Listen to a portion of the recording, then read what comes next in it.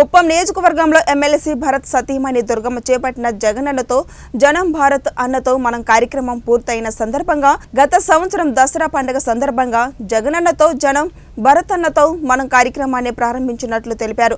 ఈ కార్యక్రమం ద్వారా నియోజకవర్గంలోని ప్రతి పల్లె, ప్రతి గ్రామం, ప్రతి గడపకు వెళ్లి మహిళలను కలిసి వారి సాధక బాధలు తెలుసుకోవడం జరిగిందన్నారు. సుమారు 70,000 మంది మహిళలతో ముఖాముఖిగా మాట్లాడమని తెలిపారు. కుప్పం మహిళలు ఎంతో ఆప్యాయంగా అక్కను చేర్చుకున్నారని అన్నారు. రానున్న ఎన్నికల్లో వైసీపీని ఆదరించి భరత్ను ఎమ్మెల్యేగా గెలిపించాలని దుర్గమ్మ విజ్ఞప్తి చేశారు.